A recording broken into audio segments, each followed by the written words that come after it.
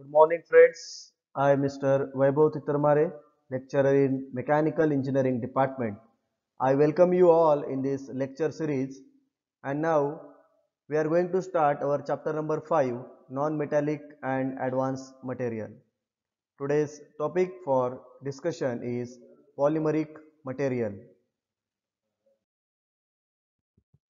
Let us summarize the previous lecture. हमने previous lecture में देखा था बेयरिंग क्या होती है, कौन सी बेयरिंग की डिजायरेबल प्रॉपर्टीज रहती है और बेयरिंग के मटेरियल कौन से हैं। आई होप आप सभी ने नोट्स अच्छे से पढ़े होंगे और अच्छे से इस टॉपिक को रिवाइज किया होगा। The learning outcome of today's lecture, after completion of this lecture you are able to distinguish between metallic and non-metallic material on the basis of given composition, properties and applications. These are the program outcome which are going to be achieved after successful completion of this lecture. चलिए दोस्तों, तो अभी हम chapter number 5 का शुभारंभ करते हैं, जिसका नाम है नॉन मेटेलिक मटेरियल। तो जो नॉन मेटल्स रहते हैं, नॉन मेटल जो रहते हुए वह हीट और इलेक्ट्रिसिटी को पास होने नहीं देते हैं और ना ही इनके ऊपर रोलिंग, मोल्डिंग, एक्सट्रूडिंग और प्रेसिंग ये प्रोसेस होती है। अगर हम केमिकली बात करें तो hydrogen, carbon, nitrogen, oxygen, phosphorus, arsenic and selenium ये सभी पीरियोडिक टेबल के अंदर आते हैं, जो कि नॉन मेटालिक एलिमेंट्स है। अभी हम कुछ प्रॉपर्टीज देखते हैं नॉन मेटालिक मटेरियल्स की। जैसे कि आप स्क्रीन के ऊपर देख रहे हो, नॉन मेटालिक जो मटेरियल रहते हैं उनका बॉइलिंग पॉइंट और मेल्टिंग पॉइंट बहुत कम रहता है। जो नॉन मेटल्स है वो बैड कंडक्टर ऑफ हीट है, मतलब वो हीट को पास होने नहीं देते हैं। उसी तरह वो बैड कंडक्टर ऑफ इलेक्ट्रिसिटी है, वह इलेक्ट्रिसिटी को भी पास होने नहीं देते हैं। उनके अंदर डक्टिलिटी ये नाम की प्रॉपर्टी नहीं रहती है। They does not possess ductility and they do not have malleability. बराबर है। तो these are the certain properties of non metallic material. हम इसके कुछ एग्जाम्पल्स देखते हैं, जैसे ceramic, abrasives, adhesive, composite material, thermocol, cork, bakelites, plastic and rubber. These are the examples of non metallic material. ये हमने classification of non metallic material देखा था इसके पहले, जब हमने चैप्टर नंबर 1 की शुरुआत की थी तब। बराबर है। तो दोस्तों, हमने मटेरियल को मेटल्स और नॉन मेटल्स में क्लासिफाई किया था। मेटल के दो हिस्से थे, ferrous metal and non ferrous metal. Ferrous metal में आयरन मुख्य पदार्थ रहता था, नॉन फेरस में आयरन मुख्य पदार्थ नहीं रहता था। फेरस मेटल में हमने डिटेल में स्टडी किया है, जैसे स्टील, उसके टाइप्स, उसके एप्लीकेशन, प्रॉपर्टीज सब हमने फेरस मेटल में देखा था। Steel, cast iron, pig iron और रॉट आयरन इनको। उसके बाद हमने ये जो नॉन फेरस मेटल है, नॉन फेरस मेटल में हमने एल्यूमिनियम देखा, कॉपर देखा और बियरिंग मटेरियल देखे। फिर कॉपर, नॉन मेटल, ये सभी को हमने इस क्लास में डिस्कस किया था। बराबर है। उसके बाद हमने अभी नॉन मेटल्स को देखना है। नॉन मेटल्स में बेसिकली आज हमें थर्मोप्लास्टिक, थर्मोसेट और इलास्टोमर्स के बारे में डिस्कस करना है। उसके बाद सिरेमिक में ग्लास और क्रिस्टलाइन सिरेमिक, कंपोजिट में मेटल मैट्रिक्स, सिरेमिक मैट्रिक्स और पॉलीमर मैट्रिक्स। तो ये जो हिस्सा है इस साइड का जो हिस्सा है ये सभी नॉन मेटल्स में आता है। किस में आता है? ये नॉन मेटल्स में। ठीक है। प्लास्टिक, इलास्टोमर मतलब रबर, सिरेमिक और कंपोजिट। ओके। तो सबसे पहले हम शुरुआत करते हैं पॉलीमर्स। पॉलीमर्स मतलब क्या? The word polymer is derived from two Greek words poly and meros. ये जो पॉलीमर शब्द है वो ग्रीक वर्ड से आया हुआ है, पॉली और मेरोस। पॉली का मतलब होता है मल्टीपल और मेनी, पॉली मतलब मेनी, एंड मेरोस का मतलब होता है पार्ट्स या units. Therefore polymer means a group of many units. Polymers मतलब क्या होता है? ग्रुप है जो बहुत सारे यूनिट से बना हुआ है। The compound formed by large number of small molecules are called as monomers। जब हम छोटे छोटे मॉलिक्यूल्स को क्या करते हैं, कंपाउंड करते हैं, ज्वाइंट करते हैं, तो हम उसको बोलते हैं मोनोमर्स। और अगर हम इन मोनोमर्स को ज्वाइन करते हैं, टुगेदर लाते हैं, तो क्या बनता है, पॉलीमर्स। तो छोटे छोटे पार्ट्स से छोटे छोटे पार्ट्स को हम जब कंबाइन करते हैं तो उसको हम मोनोमर्स बोलते हैं। और मोनोमर्स को अगर हम लिंक करेंगे तो क्या बनेगा, polymer. Therefore, a polymer is made up of thousands of monomers। Polymer किससे बनता है, हजारों मोनोमर से बनता है, join together to form a large molecule colloidal dimension called as micromolecule. Okay, the process of linking the monomers together to form a polymer is called as polymerization। ये जो monomers को एक दूसरे के साथ लिंक करने की जो प्रोसेस होती है उसे हम पॉलीमराइजेशन प्रोसेस बोलते हैं। Many of our useful plastics, rubbers, fiber materials are a synthetic polymer। इसे हम कौन से पॉलीमर बोलते हैं बेटा, सिंथेटिक पॉलीमर। सिंथेटिक पॉलीमर में क्या क्या आता है, plastic, rubber and fibre materials. Okay, तो देखो दोस्तों, इस डायग्राम में आपको ये छोटे छोटे मोनोमर्स दिख रहे हैं। इन मोनोमर्स को हम लिंक करेंगे by means of polymerization process. कौन सी प्रोसेस से लिंक करेंगे, पॉलीमराइजेशन प्रोसेस से। उसके भी दो प्रोसेस रहते हैं, हम देखेंगे। और इस पॉलीमराइजेशन प्रोसेस से हमें एक मटेरियल मिलेगा, उसे हम बोलते हैं पॉलीमर। इस मोनोमर्स को हमने लिंक किया पॉलीमराइजेशन प्रोसेस के थ्रू, तो हमें पॉलीमर मिल जाएगा। क्लियर है, ये एग्जाम में आए हुए क्वेश्चन है, बहुत इंपॉर्टेंट है, आपने अच्छे से इसको करके रखना है।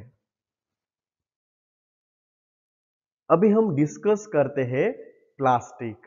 जैसे को आपको इस डायग्राम, इस स्लाइड्स में दिख रहा है, प्लास्टिक की बॉटल्स, प्लास्टिक की बैग्स। चलो इसको पढ़ते हैं। Plastic is a general common term for a wide range of synthetic and semi-synthetic organic solid material suitable for manufacture of industrial products। Plastic are typically polymer। Plastic ही क्या है, polymers से of high molecular weight. इनका molecular weight क्या रहता है, ज्यादा रहता है। And may contain other substance to improve the performance and reduce the cost. इसके अंदर हम दूसरे भी सब्सटेंस डाल सकते हैं ताकि इसका परफॉर्मेंस बढ़ जाए और इस प्लास्टिक की कॉस्ट जो है वो रिड्यूस हो जाए। जो प्लास्टिक जो वर्ड है वो ग्रीक वर्ड है प्लास्टिकोस। कौन से वर्ड से डिराइव किया गया है इसको, प्लास्टिकोस। इसका मीनिंग है fit for moulding. Fit for moulding मतलब जिसमें उसको ढाला जाए वैसा वो बन जाएगा। जैसे हम दूध को किसी भी पॉट में रखते हैं तो दूध क्या कर लेता है, उस पॉट का शेप ले लेता है। उसी तरह प्लास्टिक को हम किसी भी फॉर्मेट में, किसी भी इसमें मोल्डिंग कर सकते हैं। इसलिए प्लास्टिक का ग्रीक नाम है प्लास्टिकोस, जिसका मीनिंग होता है fit for moulding, fit for moulding. And plastos का मीनिंग होता है moulded. It referred to their malleability or plasticity during manufacture that allowed them to cast। malleability और plasticity की वजह से उनको हम कास्ट कर सकते हैं, प्रेस्ड कर सकते हैं, एक्सट्रूड कर सकते हैं, मतलब उसके हम वायर्स बना सकते हैं into an enormous varieties of shapes such as films, fibers, plates, tubes, bottle, boxes and many more। है ना, इसके ऊपर हम कास्टिंग, प्रेसिंग, एक्सट्रूजन कर सकते हैं, जिसकी वजह से हम इसके films, fibres, plate, tube, bottles, boxes और बहुत कुछ इसके हम प्रोडक्ट्स बना सकते हैं। अभी हम दोस्तों टाइप्स ऑफ प्लास्टिक को देखते हैं। तो बेसिकली प्लास्टिक जो है वह किसके फैमिली का है? पॉलीमर के फैमिली का है। तो पॉलीमर्स जो रहते हैं, यानी पॉलीमर्स मतलब भी प्लास्टिक जो रहते हैं, प्लास्टिक के दो प्रकार होते हैं। एक होता है थर्मोसेटिंग प्लास्टिक और एक होता है थर्मोप्लास्टिक। जो थर्मोसेटिंग प्लास्टिक रहता है वो मेल्ट नहीं होता है, जिसको हम डिटेल में पढ़ने वाले हैं अभी इन दोनों में, इन लेक्चर्स में। और जो थर्मोप्लास्टिक होते हैं वो मेल्ट होते हैं। थर्मोप्लास्टिक के भी दो प्रकार होते हैं, एक होता है सेमी क्रिस्टलाइन और दूसरा होता है अमारफोस। थर्मोसेटिंग प्लास्टिक में फिनॉल्स, इपॉक्सी रेजिन्स आता है। थर्मोप्लास्टिक में पॉलीथीन, पीईटी, नायलॉन एक्सेट्रा आता है। और अमारफोस में पॉलीस्टीरीन, पॉलीकार्बोनेट एक्सेट्रा। तो बेसिकली आपको ध्यान में रखना है कि थर्मोप्लास्टिक और थर्मोसेटिंग प्लास्टिक यही दो मेन मुख्य प्लास्टिक होते हैं। आज के इस लेक्चर में हम थर्मोप्लास्टिक के बारे में पढ़ने वाले हैं। Thermoplastic polymer soften when heated, ये बहुत इंपॉर्टेंट है। जब हम थर्मोप्लास्टिक को हीट करते हैं तो वो सॉफ्ट बन जाती है, and harden when cooled process. और जब हम उसको कूल करते हैं तो वह हार्ड बन जाती है।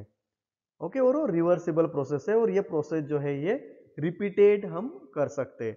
मतलब हीट करने के बाद सॉफ्ट हो जाएंगी और उसको कूल करने के बाद वह प्लास्टिक हार्ड बन जाएगी, और ये प्रोसेस रिपीटेडली होती रहेगी। This polymers can be heated and cooled any number of times.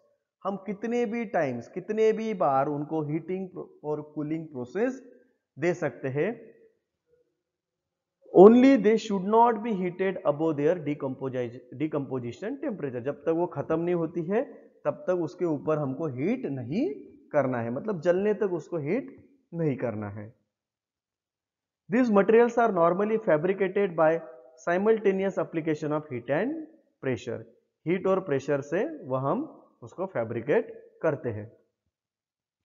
Thermoplastic के एग्जाम्पल आपको ध्यान में रखने, पेपर में आते हैं, 4 नाम दिए रहते हैं और पूछते हैं इनमें से थर्मोप्लास्टिक है या नहीं है। तो थर्मोप्लास्टिक में आता है पॉलीविनिल क्लोराइड। पॉलीविनिल क्लोराइड को आप शॉर्ट में बोलते हैं पीवीसी। फिर होता है पॉलीस्टीरीन, पॉलीमिथिलीन मेथाक्साइलेट, नायलॉन, पॉलीथीन और एक्रेलिक्स। तो ये सभी थर्मोप्लास्टिक में आते हैं। ये सभी नाम आपने ध्यान में रखने हैं। ओके, अभी हम देखते हैं प्रॉपर्टीज ऑफ थर्मोप्लास्टिक। थर्मोप्लास्टिक की क्या विशेषताएं है। जैसे कि आप यहाँ पे ट्रे देख रहे हैं, ये खिलौने देख रहे हैं, बॉटल्स देख रहे हैं, they are made up of thermoplastics. तो चलो वन बाय वन हम अभी थर्मोप्लास्टिक की प्रॉपर्टीज देखते हैं।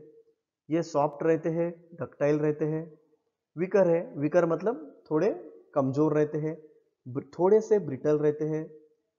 दे can B rolled extruded by heating, इसको हम रोलिंग प्रोसेस या एक्सट्रूजन प्रोसेस कर सकते हैं।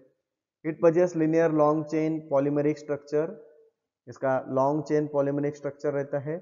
The stiffness is low and distorts under stress, इसकी स्टिफनेस जो प्रॉपर्टी है वो बहुत कम रहती है, और इसके ऊपर अगर ज़्यादा वेट आ गया तो खत्म हो जाएंगे, टूट जाएंगे। These are highly plastic and are easy for molding and shaping. Easy है शेपिंग करने के लिए, और उसको कोई भी इसमें हम ढाल सकते हैं, मोल्ड कर सकते हैं। They have low melting point, इसका मेल्टिंग पॉइंट बहुत कम है, और वो स्ट्रॉन्ग नहीं है, ज़्यादा स्ट्रॉन्ग नहीं रहते as compared to thermosetting. Since they can be repeatedly use, they are resale value. Resale value मतलब हम इसको बार बार बिक सकते हैं, कबाड़ी वाला हमको हमारे पास से इसको खरीद सकता है।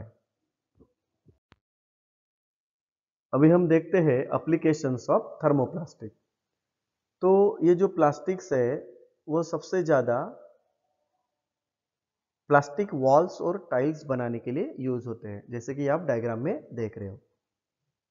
उसके बाद ये फ्लोरोसेंट लाइट रिफ्लेक्टर्स, मतलब लाइट बनाने के लिए। प्लास्टिक लेंसेस मतलब आपके जो स्पेक्टेकल्स रहते हैं, चश्मे जो रहते हैं, गॉगल्स जो रहते हैं, उनको बनाने के लिए हम थर्मोप्लास्टिक का यूज करते हैं।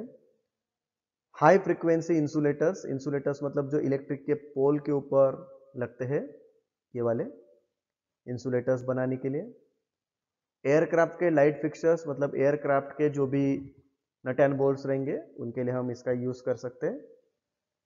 सील बनाने के लिए, गैस्केट बनाने के लिए, ये जो सील दिख रहे हैं आपको, गैस्केट बनाने के लिए हम थर्मोप्लास्टिक का यूज करते हैं। सबसे पहले जो थर्मोप्लास्टिक हम पढ़ने जा रहे हैं वह है ABS. So ABS are those material containing acrylonitrile butadiene styrene. ये एबीएस का फुल फॉर्म है, एक्रिलोनाइट्रिल बुटाडियन स्टायरिन। ये ध्यान में रखना है, क्वेश्चन आता है एबीएस का फुल फॉर्म क्या है। Monomers in varying proportion both terpolymers and blends. इसके कुछ प्रॉपर्टीज है, जैसे एबीएस जो रहता है हार्ड एंड रिजिड है, गुड इंसुलेटर्स ऑफ हीट है, good impact resistance. Good impact resistance मतलब क्या बोलते हैं इसको, टफनेस बोलते हैं। क्या बोलते हैं इसको, टफनेस। इसकी जो स्ट्रेंथ और टफनेस है वो आउटस्टैंडिंग है। It possess hard surface dimensional stability. Dimensional stability मतलब कि इसके डायमेंशंस चेंज नहीं होते हैं, अगर कोई भी एनवायरमेंटल कंडीशन रहे, जैसा वो मैन्युफैक्चर होगा वैसा ही वो आखिरी तक रहेगा। इसका केमिकल रेजिस्टेंस काफी अच्छा है, मतलब इसके ऊपर ना एसिड्स का ना अल्कलीन्स का इसके ऊपर कोई असर होता है। इसका हीट रेजिस्टेंस भी काफी अच्छा है, मतलब हाई टेम्परेचर पे भी हम इसको यूज कर सकते हैं। इसका वाटर एब्जॉर्प्शन बहुत कम है, ये वाटर को एब्जॉर्ब नहीं करता है। इसका क्रीप और कोल्ड फ्लो काफी, इसका जो रेजिस्टेंस है काफी अच्छा है, मतलब ये बहुत दिन तक अच्छे से वर्क हो सकता है। लेकिन आप कुछ कुछ प्लास्टिक देखते हो धूप में रखने के बाद एक आध साल में खराब हो जाते हैं, वैसा ये प्लास्टिक नहीं है। They are unaffected by water. Water का इसके ऊपर कुछ भी असर नहीं होता है, ना कोई साल्ट मतलब नमक का, अल्कलीस का और एसिड का एबीएस के ऊपर कोई असर नहीं होता है। इसके कुछ एप्लीकेशंस हम देखते हैं, जैसे ऑटोमोबाइल्स के पैनल हो गए, ऑटोमोबाइल्स के जो पैनल आपको दिख रहे हैं, रेडिएटर्स जो गाड़ियों में लगते हैं, टीवी के कैबिनेट या कैमराज, टेलीफोन्स, रेफ्रिजरेटर की लाइनिंग्स रहते हैं अंदर में आपको व्हाइट कलर की दिखेंगी, एक्सट्रूडेड शीट या पाइप्स या सेफ्टी हेलमेट्स। सेफ्टी हेलमेट्स देखो क्यों सेफ्टी हेलमेट, इंपैक्ट रेजिस्टेंस अच्छा है इसलिए, बराबर। इंपैक्ट रेजिस्टेंस अच्छा है इसलिए हम सेफ्टी हेलमेट के लिए एबीएस का यूज होते हैं।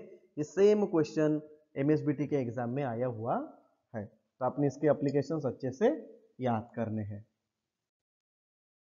हम अभी दूसरी प्लास्टिक देखते हैं जिसका नाम है एक्रिलिक्स। एक्रिलिक्स का जो प्योर नाम है मिथाक्लाइलेट, ठीक है, पॉलीमिथिल मिथाक्लाइलेट, जिसको हम शॉर्ट में PMMA बोलते हैं, ठीक है। नाम ध्यान में रखना, एक्रिलिक्स का ये भी पेपर में आता है, polymethyl methacrylate, PMMA। This polymers are methyl methacrylate. इसका नाम क्या है, methyl methacrylate, having trade name Perspex. इसका दूसरा नाम भी क्या है, परपेक्स। ट्रेड नेम बिकने के लिए परपेक्स नाम से भी इसको बेचा जाता है। विनिल प्लास्टिक का ये जो ग्रुप है, in which carbon atoms are attach to each other by covalent bond. ये भी ध्यान में रखना है कि PMMA में कार्बन के जो एटम्स रहते हैं वो कोवैलेंट बॉन्ड से रहते हैं in the form of long chains called as acrylics, बराबर। कार्बन का जो है कोवैलेंट बॉन्ड रहेगा जिसकी एक लॉन्ग चेन रहेंगी जिसको हम एक्रिलिक्स बोलते हैं। PMMA is manufactured by addition polymerization. Same question ये पेपर में पूछा गया है कि PMMA ये किस प्रोसेस से होता है। It is manufactured by addition polymerisation of methyl methacrylate. Okay, methyl methacrylate से बनता है, और ये इसके अंदर में कौन और रहता है, पेरोक्साइड कैटलिस्ट। इसके अंदर में और क्या रहता है, peroxide catalyst.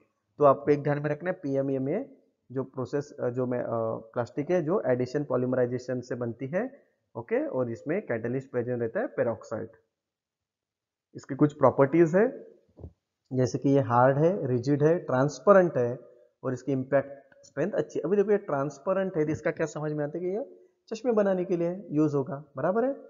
It is attacked by acetone and petrol. ये इसकी वीकनेस है भैया कि एसीटोन और पेट्रोल से ये खराब हो जाता है। It is transparent with excellent clarity and high index of refraction. Clarity देखो इसकी बहुत अच्छी है। It is light in weight, हल्के है, and tough in easily scratch. मतलब ये लाइट वेटेड है, मतलब ये एयरप्लेन्स पे वगैरह ये प्लास्टिक यूज हो जाएगा। टफनेस भी अच्छी है, लेकिन इसकी हार्डनेस कम है। हार्डनेस कम होने के नाते इसके ऊपर स्क्रैचिंग आ सकती है। इट हैज लो एब्राजन रेजिस्टेंस, बराबर है, हार्डनेस कम है। लो सॉफ्टनिंग टेम्परेचर, बहुत कम टेम्परेचर पे ये सॉफ्ट हो जाता है। It is good insulator, insulator भी ये काफी अच्छा है, मतलब हीट और इलेक्ट्रिसिटी को पास होने नहीं देता। इसके कुछ यूजेस यूजेस मतलब भी हम एप्लीकेशंस को देखते हैं। जैसे सैनिटरी वेयर्स हो गया, सैनिटरी वेयर्स मतलब है हमारे जो बाथरूम में है ना, बाथरूम में जो भी रहते हैं सैनिटरी वेयर्स। देखो फाइबर ऑप्टिक्स बोला था ना आपको, चश्मे, क्योंकि इसकी क्लैरिटी अच्छी है। ऑप्टिक्स मतलब चश्मे, ऑप्टिकल्स। कॉन्टैक्ट लेंसेस, बराबर है, opticals, contact lenses. Sink bath ये। रूफ लाइट्स जो हम लगते हैं हॉल में लगाते हैं हम। डिस्प्ले साइंस मतलब अपना नहीं क्या, जहाँ पे हम वहाँ पे डिस्प्ले दिखाते हैं कि ये बस इधर जाएंगी, ये रेलवे उधर जाएंगे, उसके लिए जो डिस्प्लेस रहते हैं उसके लिए। हॉस्पिटल के जो इक्विपमेंट्स है, एयरक्राफ्ट के जो फिक्चर्स है, उनके लिए हम PMEA या एक्रिलिक्स का यूज कर सकते हैं। नेक्स्ट जो थर्मोप्लास्टिक है वो है नायलॉन्स। नायलॉन्स का जो दूसरा नाम है वो है पॉलीमाइड्स। ये भी आपने ध्यान में रखना है कि नायलॉन का दूसरा नाम क्या है, पॉलीमाइड्स।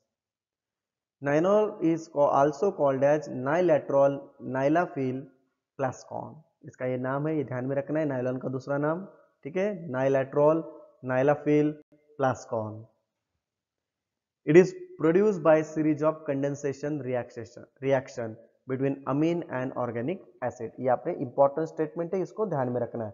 It is produced by series of condensation reaction। कौन सी प्रोसेस से बनता है ये, कंडेंसेशन रिएक्शन से। किसके बीच में, अमीन और ऑर्गेनिक एसिड के बीच में। बहुत इंपॉर्टेंट स्टेटमेंट है ये। There are many types of nylon, nylon 6, nylon 11, nylon 10। इसकी कुछ प्रॉपर्टीज है, जैसे कि इसका एब्राजन रेजिस्टेंस काफी अच्छा, मतलब इसकी हार्डनेस काफी अच्छी है, टफ है, स्ट्रॉन्ग है और फ्लेक्सिबल है। हाई इंपैक्ट स्ट्रेंथ इसकी, मतलब इसकी टफनेस काफी अच्छी है। They absorb water which causes reduction in strength and impact. Water को एब्जॉर्ब करने की वजह से इसकी स्ट्रेंथ और इम्पैक्ट रेजिस्टेंस कम हो जाता है। इसका कोएफिशिएंट ऑफ फ्रिक्शन बहुत कम है। देखो बेटा, अगर कोएफिशिएंट ऑफ फ्रिक्शन बहुत कम है तो बेरिंग बनाने के लिए इसका जरूर इस्तेमाल होगा। Excellent resistance to heat, abrasion and chemical reaction. बराबर, हीट का इसके ऊपर कोई असर नहीं होता, ना कोई केमिकल का इसके ऊपर असर होता है। It is poor resistance of hot water, alcohol and ultraviolet light. Water, alcohol और अल्ट्रावायलेट लाइट्स का इसके ऊपर असर होता है, इसके लिए रेजिस्टेंस इसका कम है।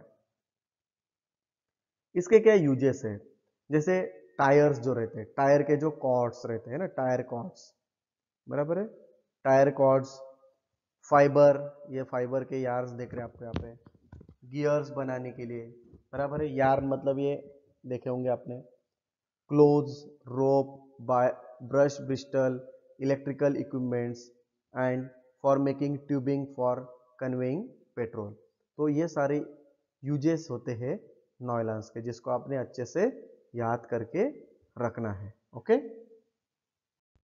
अभी हम देखते हैं PVC। ये आपका जाना पहचाना नाम है, polyvinyl chloride. Okay, the vinyl chlorides are form by hydrochloride acid. किससे बनता है ये, हाइड्रोक्लोराइड एसिड से बनता है। Limestone and natural gas and coal, बहुत इंपॉर्टेंट स्टेटमेंट है ये, एग्जाम में आया हुआ है। तो polyvinyl chloride, polychloride acid, sorry hydrochloride acid, limestone and natural gas या कोल से बनता है। It is manufactured by addition polymerisation. ये ध्यान में रखना है, ये एडिशन पॉलीमराइजेशन से बनता है of vinyl chloride. Polymerisation is carried out in the presence of catalyst. जो भी प्रोसेस होगी वो कैटलिस्ट के प्रेजेंस में होगी। It can be manufactured in expanded और cellular form. It is available in two form, namely flexible and rigid. ये दो फॉर्म में मिल सकता है आपको, फ्लेक्सिबल फॉर्म में भी मिलेगा और रिजिड फॉर्म में भी मिलेगा। ये जो स्टेटमेंट हमने देखा है बहुत ज्यादा इंपॉर्टेंट स्टेटमेंट है, ठीक है। उसके बाद कैरेक्टरिस्टिक, इसके क्या प्रॉपर्टीज है। They are flexible, the flexible types are strong wear resistance and good ageing properties. They are good dimensional stability and are water resistance. 80 degree centigrade के ऊपर ये सॉफ्ट बन जाते हैं। It has good abrasion resistance but low tensile strength. इसकी hardness अच्छी है but tensile strength क्या है, कम है। Good electrical resistance, electrical resistance है मतलब ये इंसुलेटर करके हम यूज कर सकते हैं इसको। क्लियर है ये, है ना, ट्रांसपेरेंट है and it can be coloured easily. हम इसको कोई भी कलर दे सकते हैं। तो ये भी क्वेश्चन पेपर में आए हैं। ऐसी कौन सी प्लास्टिक है जिसकी कलरेबिलिटी अच्छी है। कौन सी प्लास्टिक है? पीवीसी। कोई भी कलर हम इसको दे सकते हैं। It is resistant to impact, invariably deteriorates with time. इसके जो इम्पैक्ट है मतलब टफनेस जो है टाइम के हिसाब से धीरे धीरे कम हो जाती है। It is self extinguishing when ignited. जब हम इसको जलाएंगे तो खुद ही ये जलने लग जाता है। इसके हम यूजेस देखते हैं, जैसे कि used in making cable and jackets and water pipes. जैसे केबल के ऊपर का जो इंसुलेशन होता है, यहाँ पे आप देख रहे हो, है ना, ये जो है वाटर के जो पाइप्स है जो हम घर में यूज करते हैं। Lead wire insulation and chemical tubing, chemical tubing के लिए हम इस्तेमाल कर सकते हैं, बराबर है। रेफ्रिजरेटर के डोर्स के गैस्केट हो गए, या कोरुगेटेड शीट। कोरुगेटेड शीट मतलब ये छत के ऊपर जो हम शीट लगाते हैं वह। Also used in fabric coating at flooring and willing panels. ये जो आपको दिख रहा है यहाँ पे कुछ होटल्स में, रजवाड़ों में, है ना, जो रूफिंग्स के लिए या फ्लोरिंग के लिए हम पीवीसी का यूज कर सकते हैं। तो these are the certain uses of PVC. The last thermoplastic is polythene. ये पॉलीथीन सभी की जानी मानी है, सबके नाकों में दम इसी प्लास्टिक में भरा हुआ है, बराबर है। गवर्नमेंट भी इसी को बैन करती है, पॉलीथीन। सो पॉलीओल्फिन रेजिन्स, नाम ध्यान में रखना है, पॉलीओल्फिन resins, that is hydrocarbons with at least one double bond between adjacent carbon atom। पॉलीलेफिन मतलब हाइड्रोकार्बन्स होते हैं जिसके जो आजू बाजू के जो कार्बन के एटम्स है उसमें डबल बॉन्ड रहना चाहिए। Polythene are produce by 3 general types. Type 1 जिसमें लोअर डेंसिटी होता है, टाइप 2 इंटरमीडिएट डेंसिटी, और टाइप 3 हायर डेंसिटी। मतलब डेंसिटी के हिसाब से पॉलीथीन के 3 टाइप्स होते हैं। इसकी कुछ प्रॉपर्टीज है, हम सभी को पता है कि सबसे लाइट वेटेड है, उड़ती रहती है जहां वहां, सबसे ज्यादा प्लास्टिक का प्रदूषण यही करती है। Excellent resistance to chemical, chemical का इनके ऊपर कोई भी असर नहीं होता है। Excellent dielectric property, dielectric property मतलब इलेक्ट्रिसिटी को पास नहीं होने देती। टफ है, फ्लेक्सिबल है, और हाई इलेक्ट्रिसिटी, इलेक्ट्रिकल रेजिस्टिविटी मतलब इंसुलेटर है। बहुत लो कॉस्ट में है, जीरो मॉइस्चर एब्जॉर्प्शन है, मॉइस्चर को एब्जॉर्ब नहीं करती है, इसकी जो कॉस्ट है बहुत कम है। It has low strength and low coefficient of friction, strength और कोएफिशिएंट ऑफ फ्रिक्शन बहुत कम है, बेरिंग के लिए हम इसका यूज कर सकते हैं। और इसकी भी कलरेबिलिटी अच्छी है, रंगारंग कलर में आपको ये मिलेगा, हर कलर में आपको ये मिलती है। इसके कुछ एप्लीकेशंस है, जैसे बैग्स जो आप यहाँ पे देख रहे हो, tubes, use in container, battery, battery containers, ये जो आप देख रहे हैं यहाँ पे, बैटरी के जो पार्ट्स है, आइस ट्रे जो आपको फ्रिज में मिलेगा, उसके बाद electrical insulations, milk and water bottles, packaging film etcetera, इन सभी के लिए हम पॉलीथीन्स का यूज करते हैं। These are the unit outcome achieved. Let us revise the today's lecture। आज हमने क्या पढ़ा? तो सबसे पहले हमने नॉन मेटेलिक मटेरियल के बारे में पढ़ा, उसके क्लासिफिकेशन देखे, फिर हमने प्लास्टिक देखा, प्लास्टिक के टाइप्स देखे, थर्मोप्लास्टिक और थर्मोसेटिंग प्लास्टिक। उसके बाद हमने आज डिटेल में थर्मोप्लास्टिक और उसके जो टाइप्स है उनको हम डिटेल, वो कैसे बनता है, उसकी क्या प्रॉपर्टीज है, उनके क्या एप्लीकेशंस है, वो हमने देखा। इस लेक्चर के माध्यम से हमने PO1 से लेकर PO5, PO8, PO9, PSO2 और PSO3 को हमने मैप कर लिया है, बराबर है। So these are the most likely questions asked in MSBT। Polymers, plastic, उसके थर्मोप्लास्टिक के क्या एप्लीकेशन है, क्या प्रॉपर्टीज है ना, ये सभी। और लास्ट वाला question 5th number, right the process by which ये सभी प्लास्टिक बनती है, ये आपने डिटेल में पढ़ना है।